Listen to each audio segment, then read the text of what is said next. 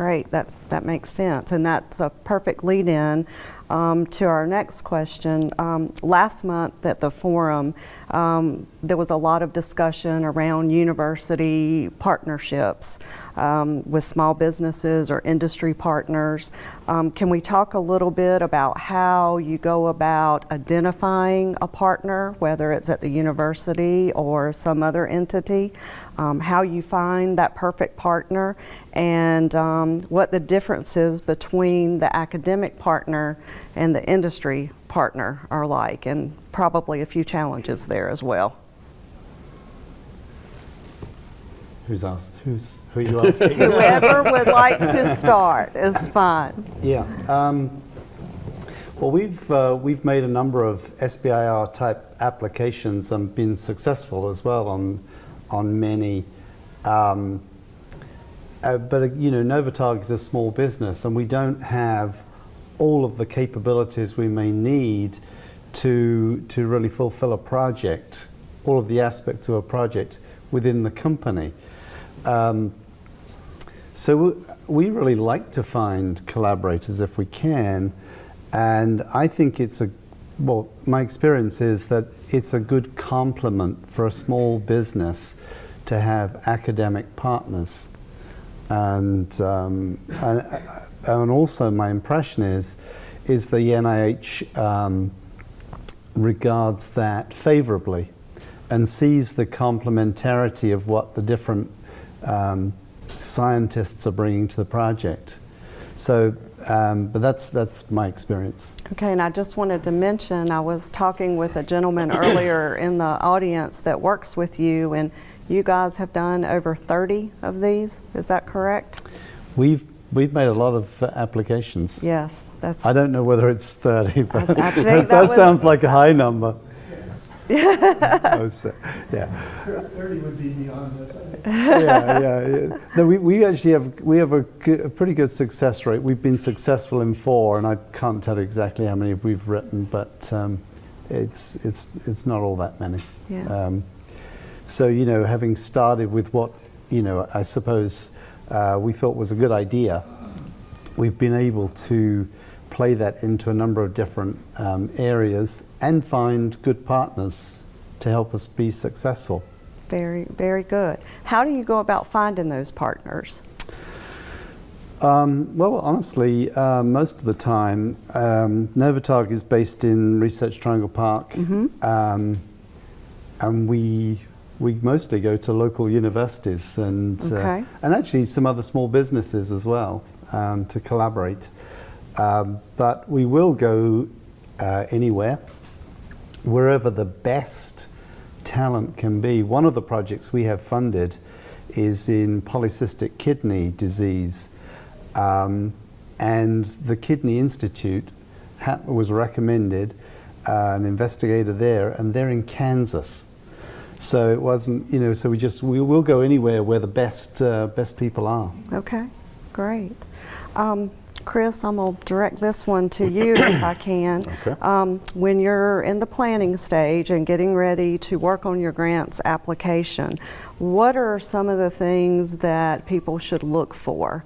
What are some of the pitfalls? What are some of the things you should stay away from? I know we were having some conversation outside earlier, and there's a few. Well, and I'll start with the finding a partner. Okay. I was actually on the other side of the SBIR coin, and being from a university, and I was looking for a small business to partner with. And the small business that I ended up using was actually somebody that I'd worked with before on a different grant, who had actually contracted on that grant for services. And I had said, wow, this person did a wonderful job. They really, worked hard on this. And it was a small marketing technology company, very small actually. It was a one-person company down in Fayetteville. And so when I got to the point of looking at an SBIR, that person just kind of popped into my mind, and I said, I wonder if this person would be interested in partnering on an SBIR with me. The interesting thing again, as you were saying, the advantage was that I think I partially talked this person into this proposal because we had the advantage of being the university partner, having the university offices and expertise that could help that person to be the primary to walk through this. I found that when I was talking to this person that they were at first a little reluctant because they had never done any federal grants work before.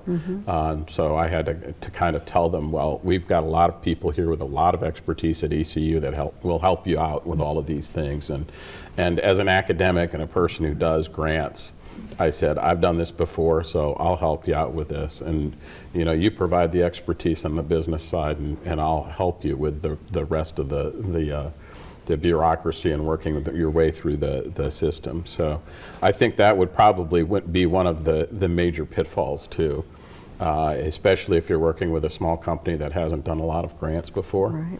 Right. Trying to get them through that process can sometimes require you to have a decent number of phone calls and meetings and things like that as they're working through forms and trying to do this for the first time.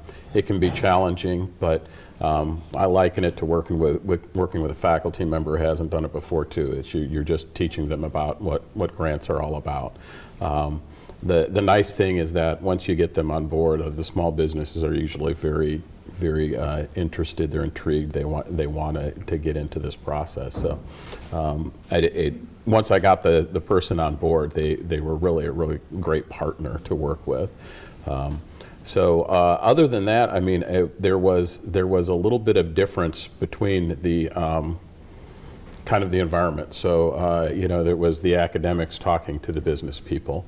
That could be considered a challenge, but it was part of the reason I picked these people, because I knew that I'd worked with them and that they were good to work with, and they were bringing that expertise in the business world that I didn't have. So we were doing a piece of technology, and I was developing the kind of the academic piece, the research-based piece, what our approach was going to be, and then they were looking at the marketing and the development process. And so there was a lot of expertise there that I just did not have. Trying to talk to each other and communicate can be challenging in that situation because you're coming from two different worlds. But there's a lot of crossover there. So if you find a good partner who you get along with well, that's not such a huge barrier. So again, I would say, work on finding somebody that pays attention, that really wants to do this, Right. That's vested in it, and things will work out pretty nicely. That's great. Ken, do you want to add anything to that on finding partners? I must say, we've been fortunate with many collaborators that we've had. But the thing I've found is that in working with academics, you know very quickly whether they're really interested or whether they're paying lip service. I've learned to be realistic about it. Most of the time, or a lot of the time, with the people we meet, what's on their mind is the next publication or the next R01, rather than this nice idea on an SBIR that we've got. Right. But then you come across people that they're passionate about drug discovery as much as we are, and those turn out to be brilliant collaborators. Right. They're rather self-selecting. You learn from each other. Yeah. So, now, do you go back to the same partner again? Well, I mean, I suppose that we've used the same people for the same indications. Okay. Because they tend to be therapeutic partners. So in particular disease area, we'll work with that person. Okay, great. Yeah. John, just